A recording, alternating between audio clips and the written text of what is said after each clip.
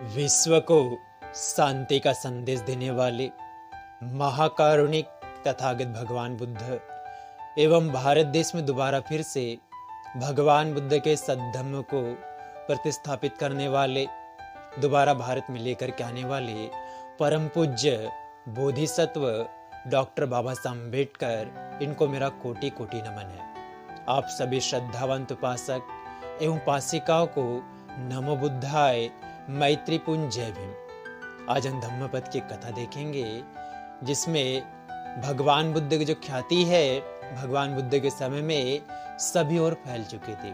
जो कोई भगवान बुद्ध के बारे में सुनता, उनकी वाणी को सुनने के लिए, उनके उपदेशों को सुनने के लिए, उनके धम्मों को सुनने के लिए ललायित हो जाता, हमेशा भगवान को श्रद्धा ज्ञापित करना चाहता। इस प्रकार से दूर दूर से लोग भगवान से धम्म श्रवण करने के लिए आया करते थे। तो एक बार एक दल भगवान बुद्ध से मिलने के लिए आता है, दूर से आता है, तो एक गांव को उसको पार करके जाना होता है। जब वो गांव में आता है तो देखता है कि उस गांव में आग लग गई है। आग के जो लपटें हैं काफी ऊपर तक जा रही है, और जाने से काफी ऊपर तक उस आग की लपटें जा रही है। दूर से ही एक कौवा उड़ता हुआ आता है, उस आग की लपटों में जाके समाकर वहीं पे उसकी मृत्यु हो जाती है। उसी प्रकार से एक और दल था जो भगवान बुद्ध को श्रद्धा ज्ञापित करने के लिए जा रहा था। वो पानी के रास्ते से नाव में सवार होकर के आ रहा था। जब वो नाव बीच पानी में आती है, नदी में आती है, तो नाव में काफी तूफान आ जाता है। उस नाव में से एक महिला नाव से नीचे गिर करके पानी में डूब करके उसकी मृत्यु हो जाती है। लोग काफी बचाने की कोशिश करते हैं, मगर उसे नहीं बचा पाते। उसी प्रकार से एक और दल था, वो भगवान बुद्ध को श्रद्धा ज्ञापित करने के लिए आता है। इस प्रकार से तीन अलग अलग क्षेत्र के लोग थे जो भगवान बुद्ध के पास में आते हैं और अपने रास्ते की सारी घटनाओं को भगवान को बताते हैं। तब भगवान कहते हैं, पहले जो घटना, जो कौवा जल करके मर गया, वो पूर्व जन्म में एक किसान हुआ करता था। एक बार उस किसान ने अपने बैल के ऊपर क्रोधित होकर के उसे पेड़ से बांध दिया और उसको वैसे ही जिंदा जला दिया। इस प्रकार से उसकी इस कौवे के रूप में जल करके मृत्यु हुई। और जो महिला जो पानी में डूब गई, उसका एक पालतू कुत्ता हुआ करता था।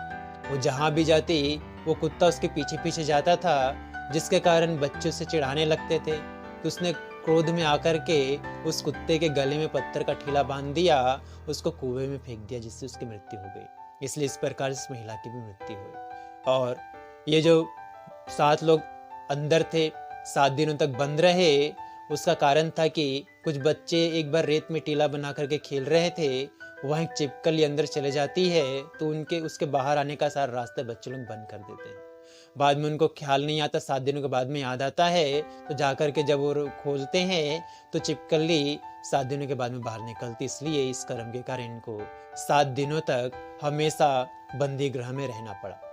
तो भगवान कहते हैं कि संसार में ऐसी कोई जगह नहीं है जहां रह करके मनुष्य अपने किए हुए बुरे कर्मों के फल से, पाप कर्मों के फल से बच सके। उसके फल को प्राप्त करना ही पड़ता है। इसलिए भगवान कहते हैं कि मनुष्य को कभी भी कोई भी बुरे कर्म, अकुशल कर्म, पाप कर्म नहीं करना चाहिए। इसी में मनुष्य का मंगल समाया है, कल्याण समाया है। आप सभी ने इस धम्मपद की कथा को बड़ी श्रद्धा पूर्वक सुना। इसलिए भगवान बुद्ध, उनके धम्म और उनके संग के प्रभाव के तेज से आपके परिवार के प्रत्येक सदस्य के जीवन का हर एक पल सुखपूर्वक बीते, प्रसन्नता पूर्वक बीते, मंगलमय हो, कल्याणमय हो। आप और आपके परिवार के प्रत्येक सदस्य हमेशा सुखी रहे, खुश रहे, स्वस्थ रहे। आप सबका मंगल हो, आप सबका कल्याण हो। भवतु सब मंगलं रक्षन्तु सब देवता, सब बुद्धानुभावेन सदा शुद्धि भवन्तु ते। भवतु सब मंगलं रक्षन्तु सब देवता, सब धम्मानुभावेन सदा शुद्धि भवन्तु ते।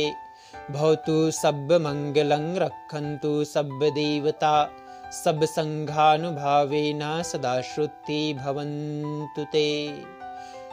साधु साधु साधु।